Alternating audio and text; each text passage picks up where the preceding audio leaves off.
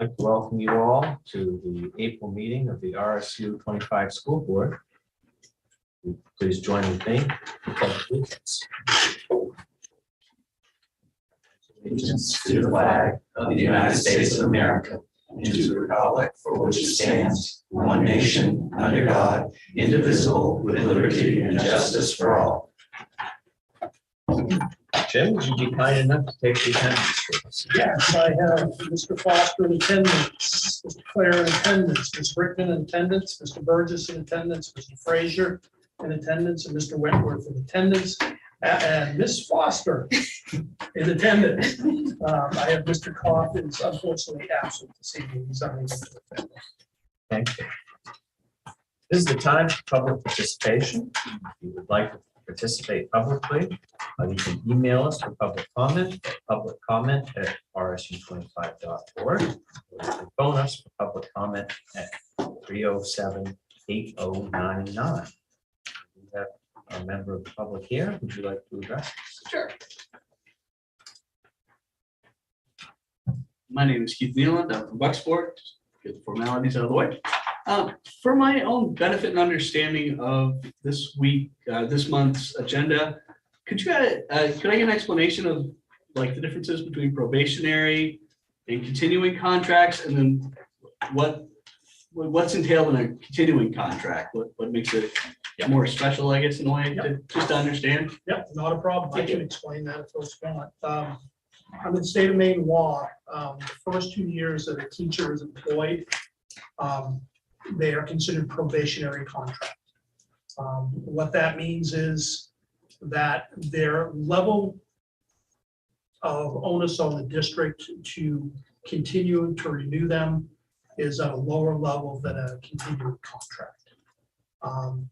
Continuing contracts, you need to have just cause. So there has to be a reason for performance documented, those types of things. There's not a guaranteed of forever employment. It's just, Okay. you still have to meet, it's not considered tenure. Oh, okay. That was part of my concern. Yeah, and Maine is different. There are some states that actually call it tenure, and but Maine is not. Maine is a continuing contract state. And that's why we do our evaluation system. We set goals for folks to move forward. If people are performing at below standards, then we have action plans that we develop, follow through on. Okay, good. So there's a system and structure in place of how that works. But the first 2 years, as a matter of fact, up until last year, it was 3 years probationary. Or they moved it back to 2 years. You can separate from the employee. You still have to give justification, but it doesn't have to be at the same level as a continuing contract. And who's they? Oh, the legislature, the state legislature, not. I think that's important. Oh, absolutely. No, that's- Yeah. No. And actually, It isn't something arbitrarily done by the.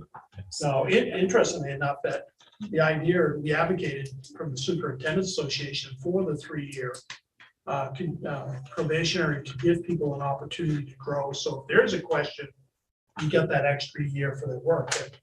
And the union actually lobbied to get the bill law changed back, which seemed counterintuitive, but nonetheless, that's what the law is. So hopefully that explains what you're asking. Yeah, thank you. Perfect.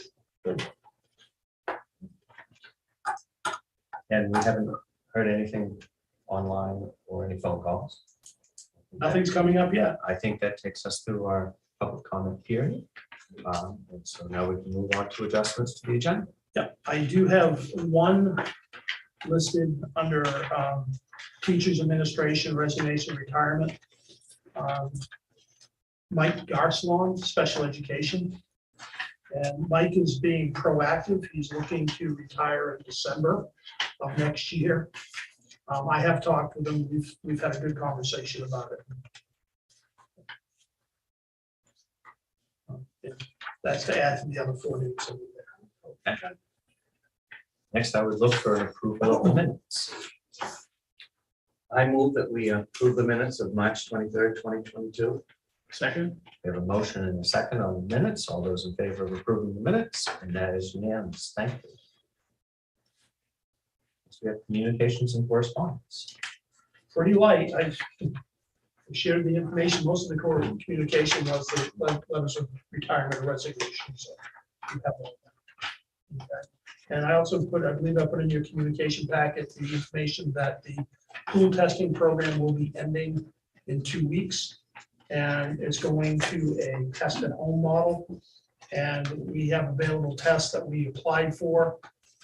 Bennett took care of that. So we should have enough for 5 home tests for every student and every staff member. So they can use that. If they have questions, test, go from there. So I believe the last day is the week of 5/13 will be the last week we'll be pool testing. A big thank you needs to go out to Sue Bennett, who has done the yeoman's work in managing that program, did a great job with it. She learned more about that than she ever thought to. Superintendent's report. Again, you have my report. Pretty slow turnaround. It's been a week away, so I didn't have a whole lot to talk about. Certainly answer any questions for you if you have any. Any questions for Jim on his report? I do want to point out, district budget meeting is a misprint. It should say May 25th, not May 27th in my report.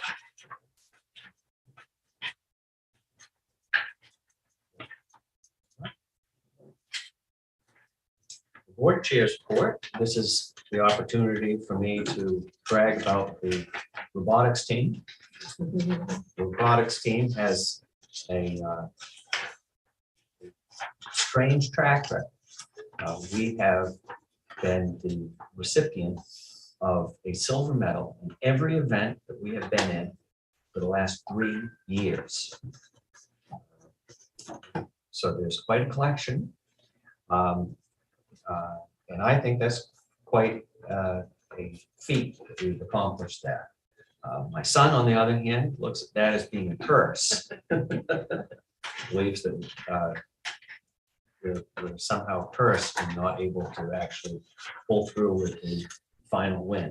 But they've been finished out their year with solid silver medal at every event that they went to. And I think that that's pretty impressive. That was just something that I wanted to bring to your attention. The last meet was the Northeast region. Was the Northeast region. That's correct. And they had to choose between going to the regionals or the world because of the dates were sort of on top of each other. And they logistically couldn't move the robot to Texas in time if they went to the Northeast regionals. So they chose to do the regionals instead of the world events this year. Hopefully next year, the dates won't be on top of one another. And maybe they'll get, a blue band for actually breaking through the curse. That would be a good one to break through it. But I think it's a pretty nice curse to have. Yeah, get silver medal every time. Yeah, it's not too bad. Next, we have committee reports. Curriculum committee. We did not meet as planned. Our next meeting is set for May 12th. Finance committee met before this meeting. We went over the regular district budget, which we're thinking we should be somewhere around the 25% mark. All cost centers, with the exception of transportation, is there. And we all know the reason for transportation. That's because we budgeted that at net figure. When we add back in the revenues, we are there. Expenditure of like 6%. 6 point. On the school lunch front, we have a nice healthy surplus, which is bizarre, but that is only because of the way that the funding from feds and state is coming through. Don't expect that in the future. Any questions on finance? Policy? We know. Facilities and grounds? We met last week for the bid opening for the middle school fields, and we had 0 bids. So we had discussions around acting as our own general contractor, and Wayne was going to look into interest from different companies if they'd be interested in bidding on portions of the rebuilding fields. and he's actively talking with companies. And we've got the project broken down into 5 categories. 2 of those are direct vendors, like sports fields to the infields. So that's direct to them, in the irrigation systems through one company too. But it's the groundwork that needs to be done. And he's broken it down into the portion that will be putting the drainage in, and then the portion to put the finishing top and grading and seed and everything. And then the 5th piece would be actually going out and cutting back the growth of the drainage ditch around the field. So what we heard back from the companies was that the total package, and because it was over $125,000 for the whole package, would require them to carry a surety bond. And the companies were not comfortable. They were backing away from that because they would have to put up the equivalent of the total cost of the project. But by us acting as our own general contractor, breaking it down into separate projects, we stay below that threshold so the local contractors can have an opportunity to do it. Seems like the right way to go. He's moving forward. The goal is that we would have that information back to us before we set the budget and ballot. So we have the information on that. HCTC. We did meet. Unfortunately, the marine technology program that is satellited at NBI High School is not, after this year, is going to be discontinued, lack of numbers. Our enrollment for next year, as of when I talked to Amy, was 303. So significant. That is, I don't know, she said it's never been that high, or not in her memory. So that's, I mean, it may not stay there, but that's a great number. I don't know the impact it has on us, but usually we send quite a few. Skills USA was held, and ACTC had 7 bronze winners, 1 silver, and 3 gold winners. But the only other important thing is our very own Sean. I'll get this right. Okay, yep. Our very own Sean Gagan is going to be speaking to the law enforcement group this coming Thursday, dealing with stress management. So they're getting a lot of speakers into the different groups now to make sure that, because they weren't able to do that prior to COVID or because of COVID. So that's about the highlights. We talked about budgets and things like that, but that's not of interest to us. Thank you. We have no old business. Under new business, we have resignations and retirements. And I have 5 names for resignations, retirements. For a retirement, Evelyn Boyer, Director of Curriculum. Evelyn provided you a very nice letter. Also, Mike Garcelon has indicated that his planned retirement will be December of 22, so halfway through next school year. We have resignations from Josh Brady, BMS PE Athletic Director, Seth Reed, BMS Science Social Studies Teacher, and Celeste Ransom, who is the cook at the Senior Food Program. And just a shout out to Seth. Seth has been hired by RSU 24 to be their assistant principal for the middle school, high school. So congratulations for him to earn that. That's all I have. I would look for a motion. Well, I move that we accept the resignations and retirement with regret because of loss. Second? We have a motion and a second to accept the resignations. All those in favor? That is unanimous. Thank you. Next, we have nominations. Nominations. I'm very pleased to nominate Madeline Hanlon for a special education behavioral position. This is for next school year, FY23. A little background for you. Maddie has been with us for the entire year on Impact 3 and also did her student teaching with us. She's going to come to us for dual certification and K-8 education as well as special education.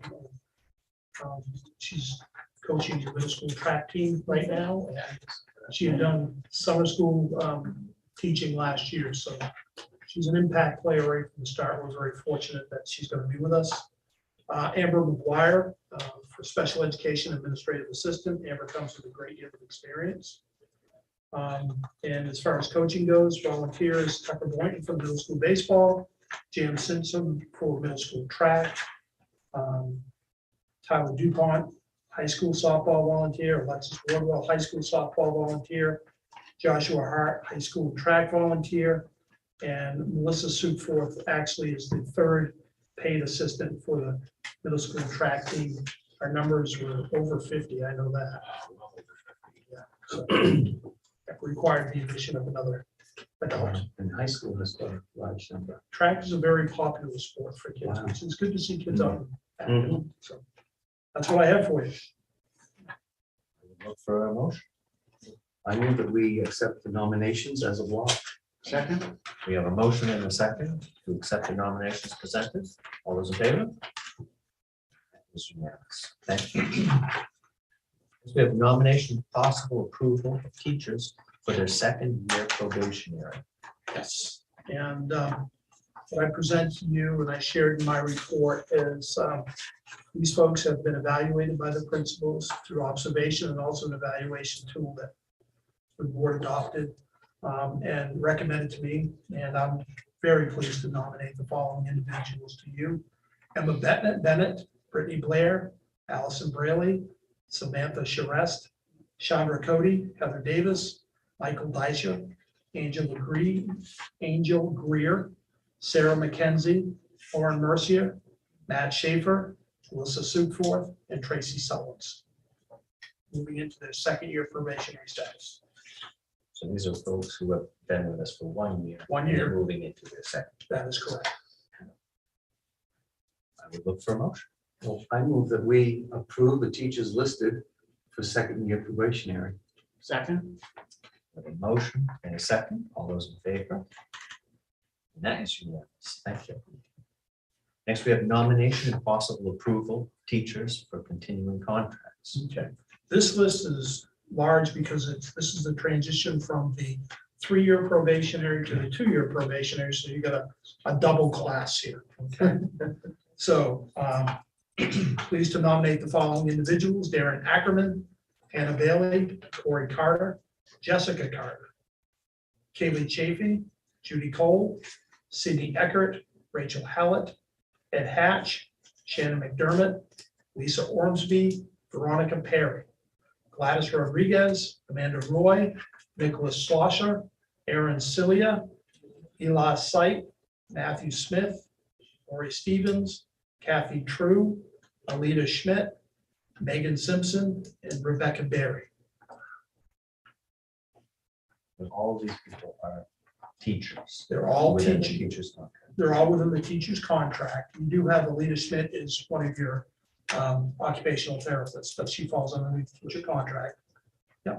And all of these people meet all of the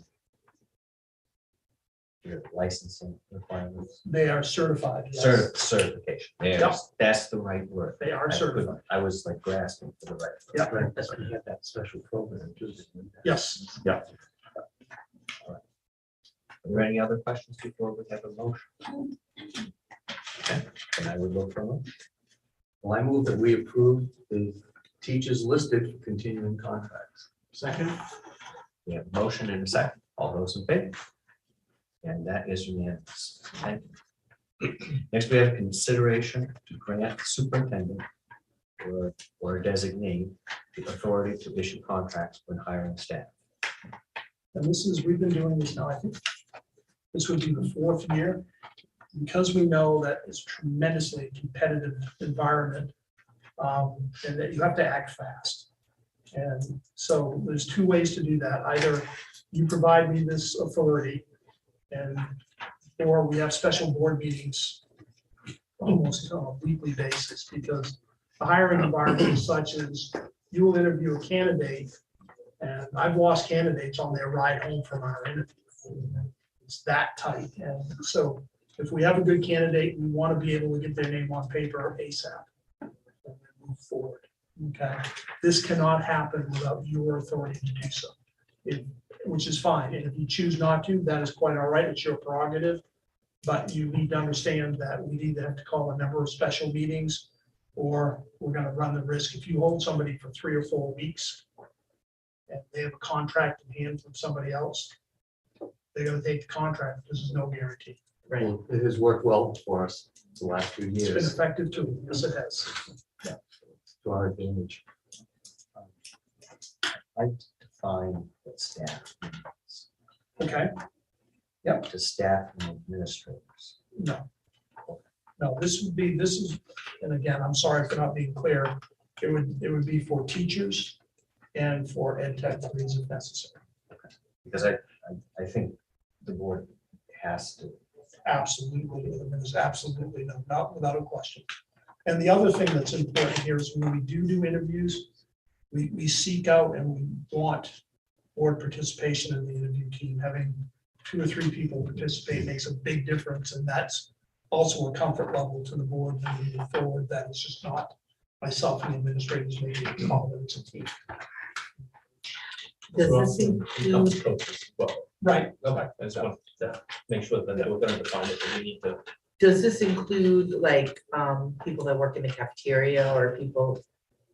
Okay, good, because I feel like there's probably the same, like competitiveness for all those. So anything except for for administration. Yeah, administration. when we make the motion, can we state that this would be for all staff excluding administrative positions? Yeah, something like that. Just so we make sure we give clear. Motion. And can we define designate? Well, if I tip over, Whoever he designates. you're gonna have to pick somebody else. So would the designate be done by the board? Yes. Okay, so the designate would be done by the board. I'd like to guarantee you, but my past track record doesn't necessarily convince. No, I want to know what that means. It's a very fair question. I'm sorry for joking around. I could make it the other designee. And we've been doing this for I a wouldn't couple vote years against that already, motion. and there's been no problems that, No, we haven't an issue. Matter of fact, it's helped us lock down. that's what it, yeah, that's what it sounds like, okay. It works out real well. You'll go through and we'll have the interview team. And, you know, after we finish up and we go down and we do our scoring movements, have a conversation, everybody will say, you know, we all agree this is our #1 candidate. Let's. get It's that the same person. thing for nursing. I mean, I was involved in interviews the last few years and who, you get a good candidate, I mean, And you don't even want. there's be in gonna the be room. 4 or 5 people offering them a job, like, Yep. and you're right, on the way home sometimes. Yeah. So you gotta move fast.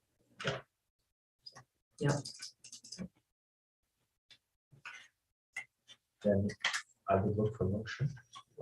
I move that we grant the superintendent or designee the authority to issue contracts when hiring all staff with the exception of administrators. We have a motion in a second. All those in favor? And that is unanimous. Okay. Next, we have consideration of date procedure for district budget process. Yeah, so here's a request, and I didn't put this in the report, but I made it. Looking at the calendar, originally when I put out the budget development process, I target May 17th for adoption of the budget. Well, Sue talked to the printers, and they need the materials in their hands before that in order to get the district budget newsletter out prior to the district budget meeting. So without having that information out to the public, it's really not a good thing to do, in my opinion. We want to have that available to everybody. So we actually have to move it back to the 10th. So what I'm asking you folks to do is alter that. So we target May 10th as a date that the board would adopt a budget to bring forward to the public. And with that, I'm suggesting we move the May board meeting to the 10th, so you don't need to be out 2 nights in May. We can get our business done. Is everyone in favor? So that would be- those 2 dates? Would be the date that we would. The budget. It gives us time. We still have 2 weeks to work, and after the next meeting, and you can even make the beginning of that meeting a workshop portion of it too. We're gonna be down to that fine. We've got a meeting the 4th anyway. Right. So we could finish it that day. That's my goal, Scott, is to have it wrapped up before. And did we have the 10th on there as, wasn't did. that our, It was a budget meeting date anyway, so that's why I'm thinking it's already existing, move it there, we can accomplish yeah, multiple goals at one time. What meeting is happening on the 4th? District budget meeting, so it's a budget meeting. No. Budget workshop. Budget workshop, I follow, Fourth, yeah. 10th would be the budget, that's also a workshop adoption. adoption to adopt the budget, yeah. Okay, so we have a budget workshop on the 4th, and then we are going to talk about it again on the 10th. Yeah, with that, also our stated monthly meeting, Okay, move that from the 17th. okay. And the 10th isn't just to talk about it. 10th is where to vote. We're voting on it. Any fine changes, and then come to a number that you want to support and comfortable support, and vote it in. Agreeable? Yeah. Do we need a motion to do that or just? I would say so. Okay. Would, can I ask you just a quick question first? Sure. Would everything be at 6 o'clock, or we differentiate a starting time for the budget and then a starting, so we would just start at 6 and then just go until, okay. I just wasn't sure if there's Go until we get done. distinguishing times or anything. Okay, great, thank you. I move that we change the date for the budget adoption from May 17th to May 10th. And and our And, oh, board that's meeting. right. And our board meeting be moved from May 17th to May 10th. Second? we have a motion and a second. All those in favor of moving those two meetings? Great, that is unanimous. Thank you, appreciate your flexibility. Next, we have second reading of policy. These two policies, we've already done first reading, they're coming back to you, 0 changes, the exact same. Student wellness was an adjustment due to the change from the Department of Education Food Nutrition Program. They wanted to see some language. The only thing left for our review for corrective measures is just, once you adopt this policy, then we've met every step that they asked us to do. It's actually a very good report, minor changes that need to be made. And the earned late paid leave administrative procedure is just exactly what it says. For the earned paid leave now, we have a written procedure to move forward. So those are unchanged for your consideration. Any questions on the second reading? Look for a motion. Well, I move that we approve policy JL student wellness and JBP-R earned pay leave administrative procedure. Second. We have a motion and a second. All those in favor? And that is unanimous. Done. Yeah.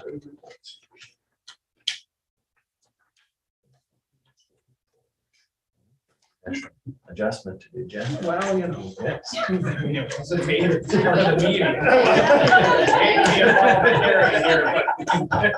Well, we don't have. You're all too willing. Oops, Oops, my bad. We try. All right, I guess I will entertain a late adjustment of the agenda. Well, yeah. Just follow. Just following along. Yeah. You can't mess with the. I know, you changed the script, can't add little. All right, let's see, who would like to? Sure. Well, In you're. fact, I did notice that. Should I have said something during the adjustment? Maybe. No, this gives us a chance to rip. I was just getting here because I was watching Mistaken's California Yeah. show. I haven't seen the trip to California. Yeah, I was, oh, sorry, it's actually, I gave it away, but. Yeah, this trip is taken seriously, that's where he is. Yeah, we were gonna send it to him. You should have. That's true. The videos, there you go. We'll get. I'm sure she has them here.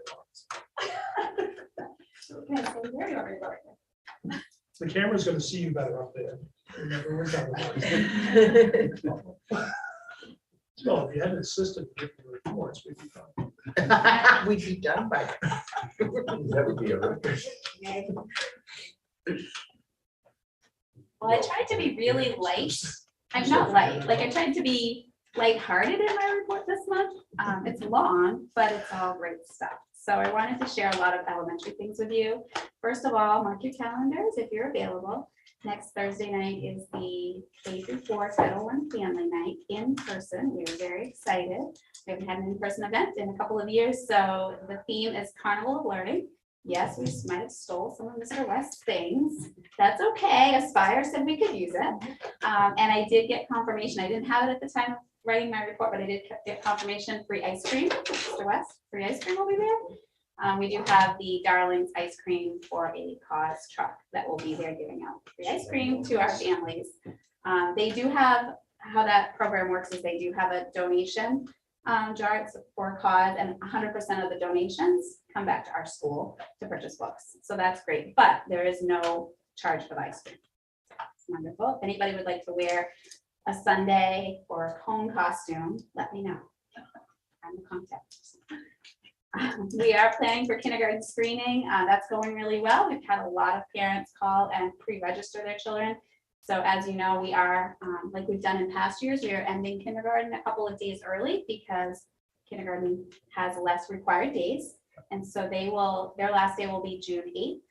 And that goes for pre-K and kindergarten. And then we will do our screenings on the 9th and 10th and the 13th as needed and make our placement determinations. So that will be that process. And I did do a volunteer training. Yes, we're back to doing volunteers. That's very exciting too. So I did a volunteer training for parents yesterday during the day, and then I have one more scheduled for tomorrow evening. And so we'll get parents back into our buildings and going on field trips.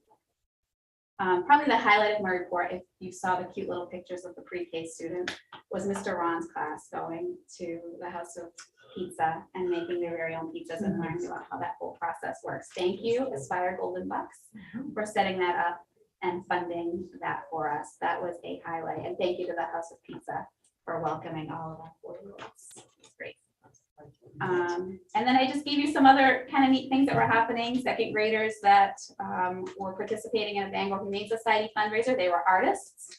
And that was a great program that Mrs. Farrell's class did, and some virtual NASA missions. So if you have any questions, I'd be happy to answer them, but it was kind of lighthearted this month. Any questions for Christine? Thank you very much. Thank you. Todd, you want to go next?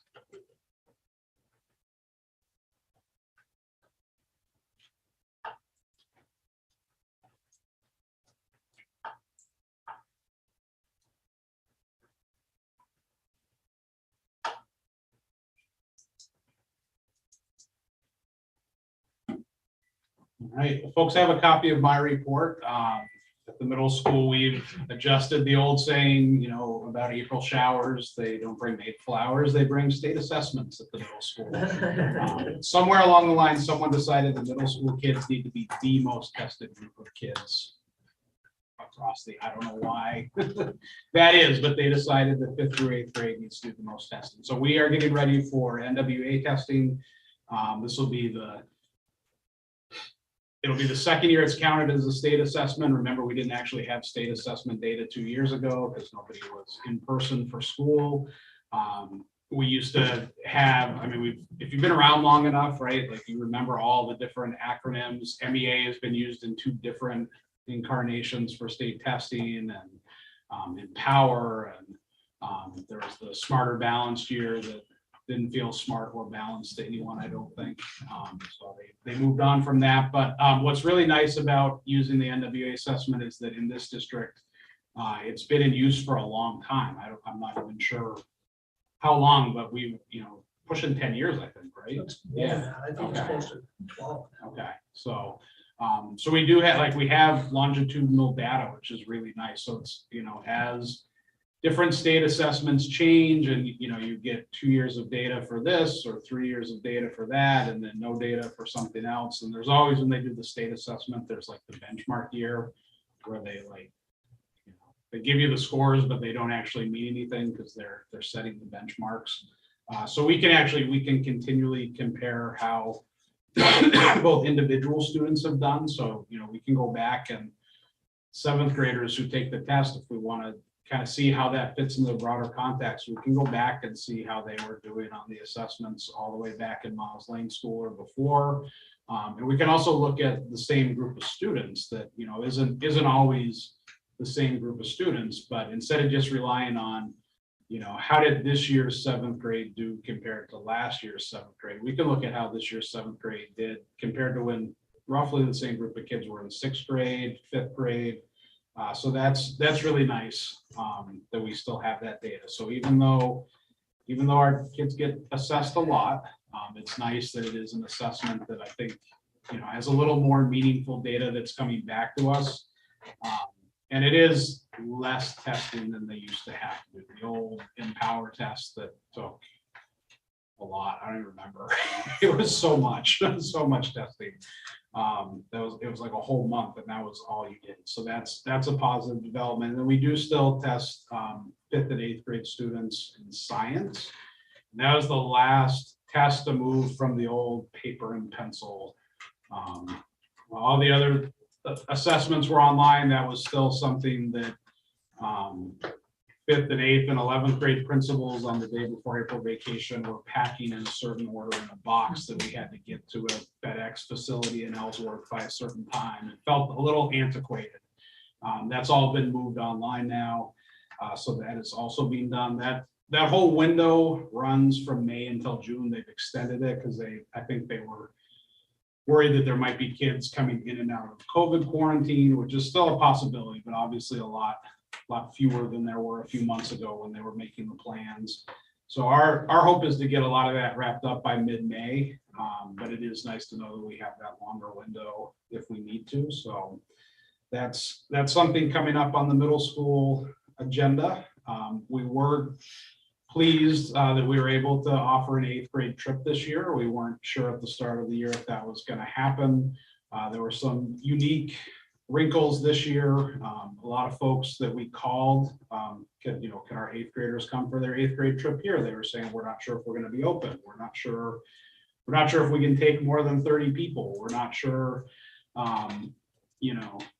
this, that, and the other. So it was a bit of a challenge, but we ultimately ended up, our 8th grade went to the UMaine Adventure Bound rope course, and Aspire funded part of that. And as part of that, we actually, the university during that week, they weren't offering actual college tours. I think they had a lot of like admitted student days and that sort of thing. So their tours were for not 8th graders. But we had a little inside leverage. Jordan, I think probably if you had asked her, like, what is your singular greatest life goal in your life? It would have been to give a college tour at the University of Maine Orono, where she did that as part of her own past experience. So she was more than tickled to use Goose Chase to create like semi-virtual, semi-self-guided college tour for our 8th grade students at Orono. All the feedback I got was that it worked out pretty well. And so that was nice that they were able to have that experience. It's kind of, there was an academic justification to it, but it was also nice to get out and like play and have fun in the afternoon as part of the ropes course. So that was nice. It was also very nice before April vacation to have the auditorium stage, the Klein auditorium stage, singing and dancing with middle school kids. They did a great performance of Annie Jr. I'm sure you all have seen this before, but kids that are shy and quiet and you would never expect, and you put them on stage and they're just, they're stealing every scene, and they did a great job. Daddy Warbucks had hair. He was. But he did it. Yeah, it was great. So it was really nice that they have kids back up there and have just another kind of traditional spring activity taking place, including everyone being super stressed out the week before and wondering if it was going to happen, and all those parts of the process. And then, we had a really nice food drive. The Philip Cruiser event that didn't happen in the fall happened again in the spring. And also attended by Danny Warbucks. I see a theme here. Yeah, he was the But carrot, the he was dancing a carrot carrot for a and while. I have to say, every other food drive that we've done here, like a lot of it has been kind of, a few kids have shown up to help and they've kind of hung off to the back. And I don't know what got into student council this year, but they were like, the adults didn't have to do anything. I went to pick up my kids and they said, can we have Can we another stay? hour? Yeah. I was like, I guess. And they so." were like super, like they knew exactly what to say. They approached people, but not in like a pressuring sort of way. They could answer adults' questions like, where is this, what are the donations going towards? So they were just really great ambassadors of our school and our community and all that. All the food that we raised went directly to the RSU 25 backpack programs, and then all the money that got raised for Hancock County is going to be divvied up amongst all the different school and community programs across the county. So I don't have an exact number because it's like in the process of being portioned out there. And one thing that I didn't add into my report, I realized I forgot it after I submitted it, but the original carnival, the life and career carnival at the middle school that we planned with Aspire that was last month was a really nice event. It kind of a little bit took the place of celebration and promotion, but not really. It was really an opportunity to have families just start thinking about what happens after school, right? College is an option, career is an option. How do you pay for all that sort of stuff? What can you start doing as a fifth grader or as a parent of a fifth grader or a second grader or a parent of an eighth grader? What can you start doing to think about that? And did you have a total count on that, Jen? How many families? Roughly 30 families. Yeah, so, and, it was one of those things that in hindsight, like, I think we're all worried that there wouldn't be a lot of people but I think we all left it feeling like the number of people wasn't the right measurement. It was the amount of time that each family spent talking to each of these different people. Like, it wasn't, can 100 people filter through this booth and just like take something and take it home? But it was more like, can a kid and a parent talk to someone about how do I start saving for college? Or I didn't know that those were careers. How do I learn more about that? So being able to have those conversations, I thought made it a really successful event. And so it was a little bit different from things that we've done in the past, but to me, it was a really great first step. But I hope we get to continue doing it. And Jen probably has more to say as part of that in her report, but it was a really nice sort of new twist on semi-traditional middle school activity. Any questions for me? As a parent, that was fun to attend. So. I'd just like to say that the ropes thing, Victoria really had a great time. So that was a nice thing. It's nice to like go play, right? Like, Yeah. be active and problem solving and teamworky. So. Thank you very much. Okay.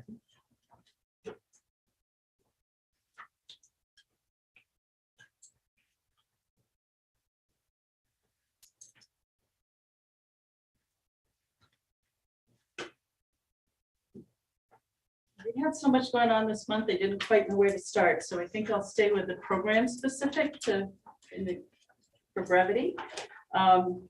Something new out is the State Office of Adult Ed is sending $1,000 to each participating program, and that is program specific, so it will come to our community for HiSET awareness.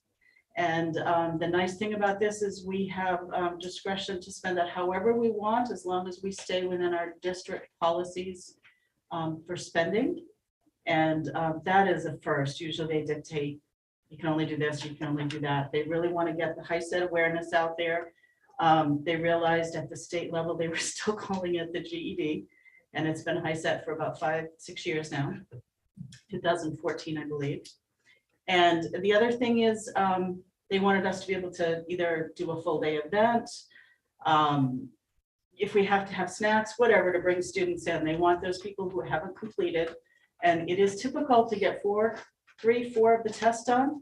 And that subject that really bothered you in school sits and hangs out there for 4 or 5 years before people come in and finally do that. Or maybe they tried it.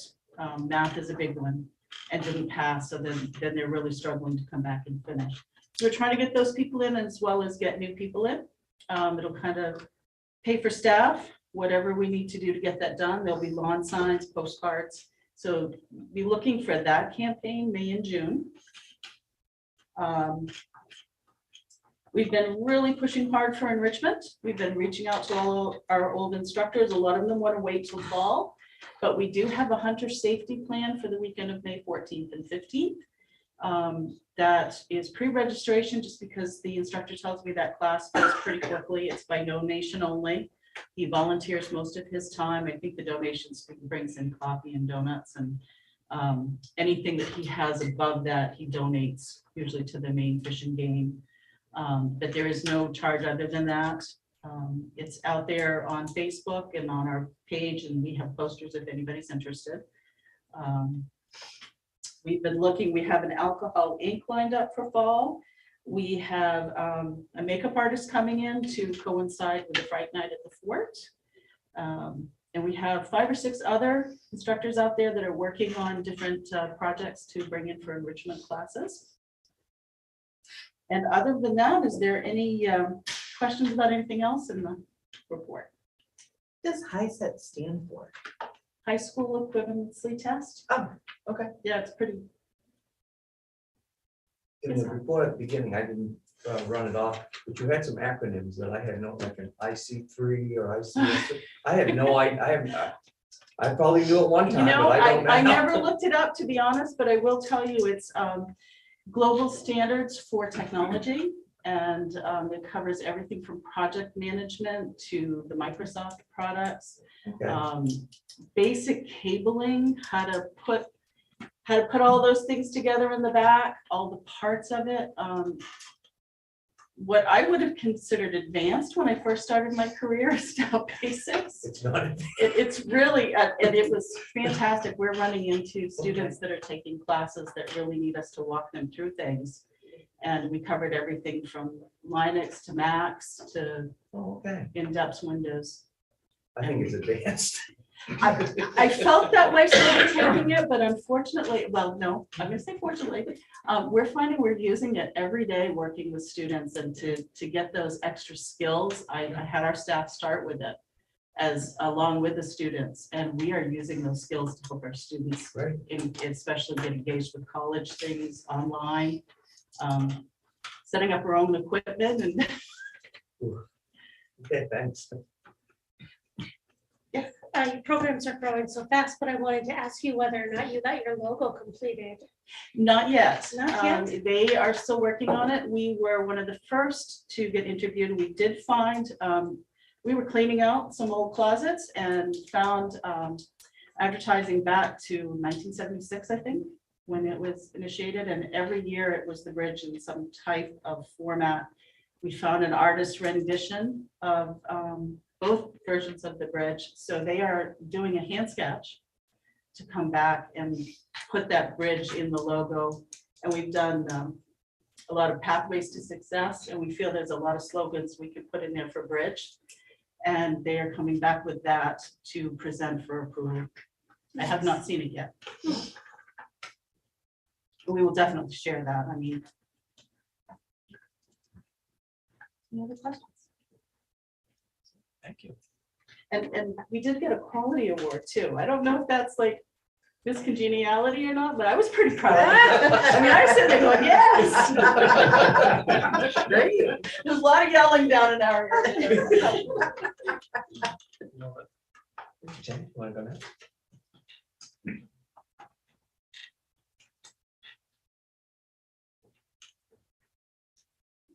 We also were showing the robotics competition in central office, so everybody was excited about that. So I think I was really excited when I had a chance to look over reports, and new folks are going to report out on things tonight, that things are going well, in that you're starting to hear some of the products that are showing some of the Aspire work popping up in everyone's report. So we have been busy and working at all different levels. Todd is right, that Jordan couldn't have been any more excited to be asked to do something than to be a tour guide in Maine. But afterwards, she was like, oh, I forgot this I used to say. So there may be a follow-up email coming to the kids too. It was neat though to get some feedback from a few students and some of the questions they asked, and using the Goose Chase application to kind of keep them focused on the tour. And it was a really nice, it felt like a nice time for kids to get maybe their first time on a campus at that 8th grade level. So we were happy to do that. And along that same line, with everything opening up and opportunities, we knew we had a very small window. We said, wouldn't it be great in April or May if we could take some students at the high school on some tours? So we worked with the Melmac team to put together some quick turnaround and worked with the guidance office, and they're helping coordinate. So you may have seen the flyer in the hallway on the way up the stairs, but Jordan and I are going on field trip Fridays. We're really excited to be taking the vans, the RSU vans, and taking students each of the next 5 Fridays, going to a 2-year program, a 4-year public, a 4-year private, a place of business, going to Hinckley. And so there will be opportunities for high school students with a priority on the juniors who missed out on their typical tour year in their sophomore year. And so we'll be doing those. And we went with Friday afternoon, so they will miss the least amount of class time. So it's the least disruptive, and they already have early dismissal, so they're like noontime leave for tours. Hopefully next year we'll get back to doing the larger scale days where the students usually used to do in a sophomore year and go out and see maybe a business and a college in different parts of the state. But this was what really the best we thought we could put together to get students who are really uncertain or think they know but haven't been to a campus. So those kick off this Friday at Eastern Maine Community College. And we're expecting, of course, that there'll be a lot of opportunities to coordinate kids with community college now that that's going to be funded. So we'll be doing more of those. Jordan has continued to have guest speakers come in, one of which was working with the forensics class and with the Maine State Police Unsolved Homicide Division. They had done some fingerprinting unit and this whole interactive crime scene. And afterwards, they were able to have the, his name is, I want to say, that can't be right, because that was the Mr. Pelletier. His name is Pelletier, but it's Jay Pelletier. I almost said Joel, and I'm like, that can't be right. Jay Pelletier came and spoke to the class, and he had also had conversations previously at the middle school, but apparently it was a whole different talk with the high school level for forensics. So other than that, pre-K, we had the field trip, which was great. We were invited to go. So since parents couldn't go on field trips, we were getting to go on some. I don't know if we're still going to get invited now that the parents are going to take our spots.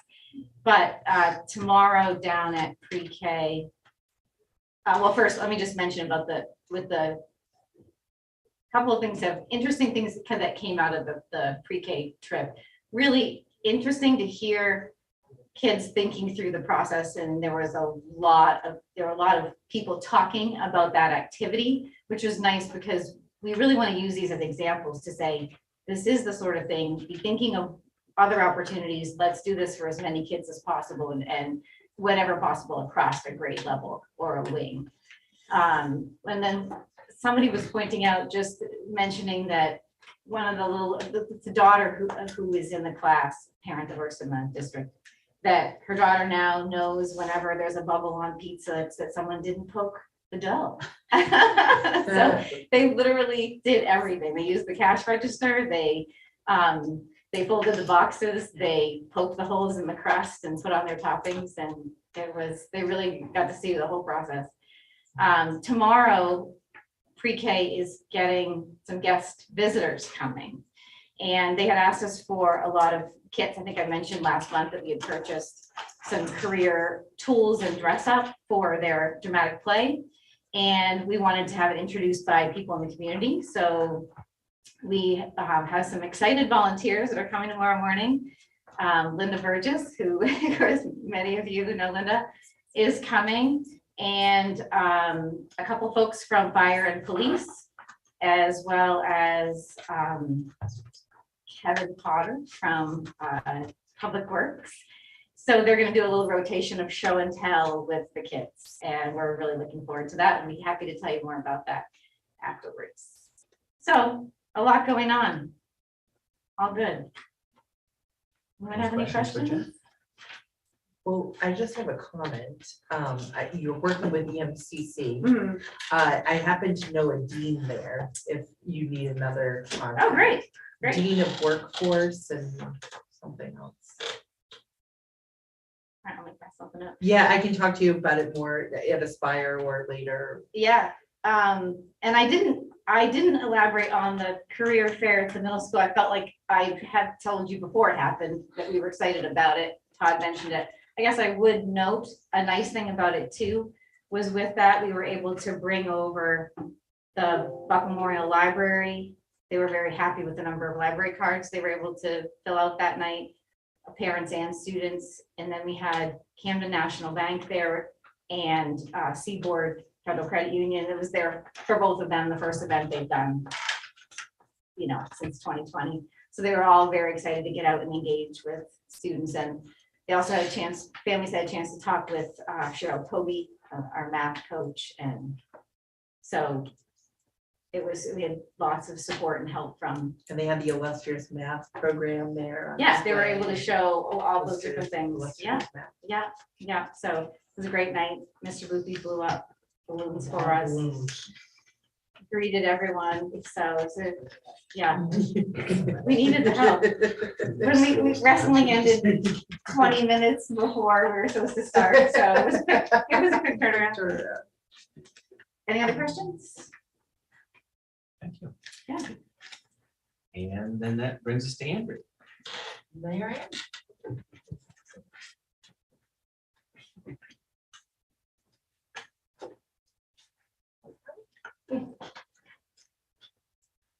I do want to say how much I appreciate the Aspire program, because it has really made me reflect on all the students and what we want for our own personal children and for our community's children. We want them to grow up. We want them to feel useful, to be satisfied and happy with their lives, and also to really recognize their strengths. And as I end up thinking about careers and what people feel, they go for things that they feel are their strengths, and they only want those things recognized. And you go to, if you can use that and acknowledge that with the children young, it's going to give them the strength and the confidence to go and be risk takers, to get excited about experiencing new things. Think about how things are done.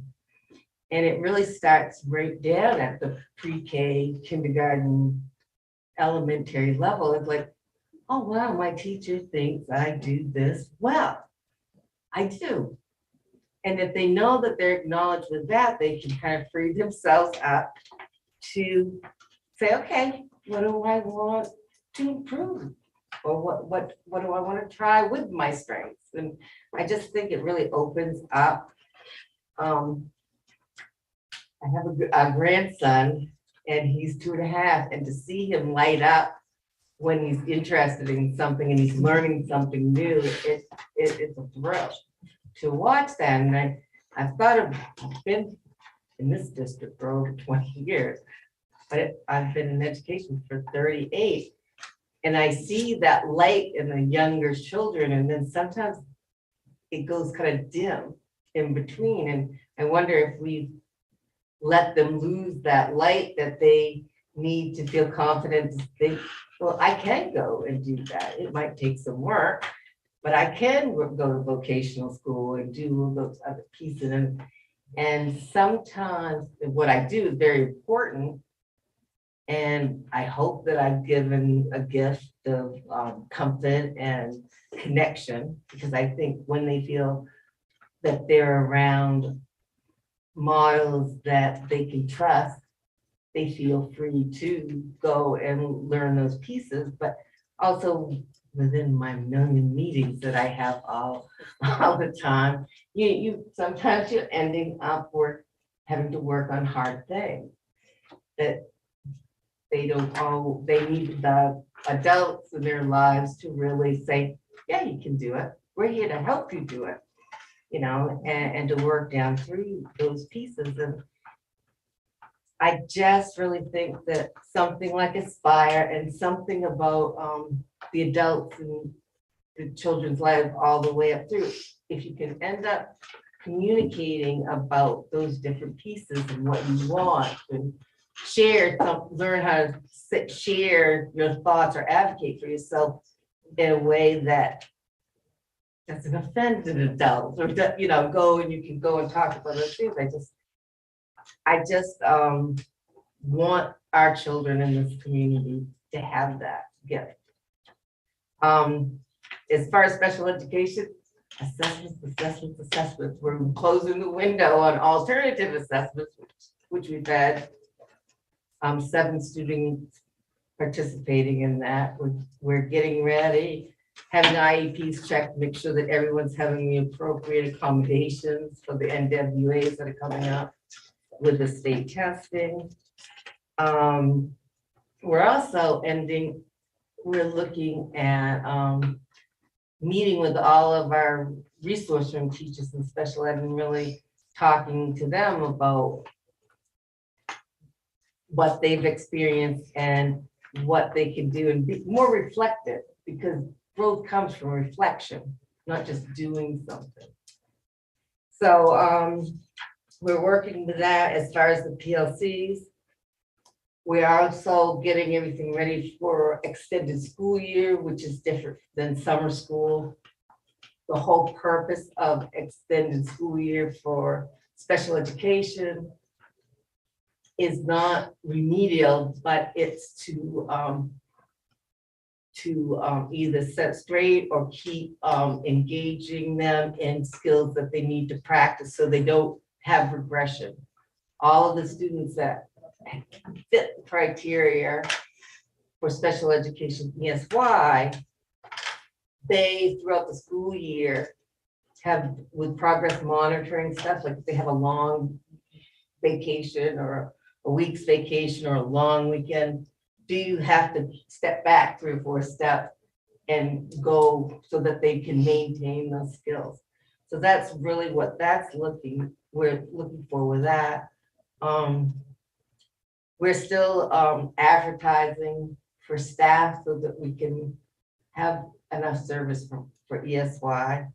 CDS meetings are coming up. We have 13 students already identified, that some out of just a specialized school that we're gonna go up, observe and work down through. And we've just had 3 or 4 move-ins today, so the more the merrier. Thank you, Anthony. Does Jim want to? Mr. Morrell, do you have any comments for the board? Very quick. Quick as a key term. I won't be here next month, which is why my minions with me, learning how the flow works this month, but really this is our prep phase. As you've heard, we're prepping for testing. That is NUIA, that is main testing coming up. That's all done digitally. Doing iPads and Chromebooks. Those are both pretty easy to manage in the testing environment, but we do try to make sure we do our practices ahead of time, make sure nothing sneaks up on us. So prep this week for next week and then troubleshoot along the way. We also got a lot of the rostering. Katie Hodgins is the go-to for that, for rostering. She communicates with the Fed department and the principals to make sure we have setups. Otherwise, preparing for summer activity. And we have both the physical and cyber security processes and projects going on, and we are trying to make sure that line up as we emerge into the upcoming 2023 school year, which is upon us faster than it seems possible.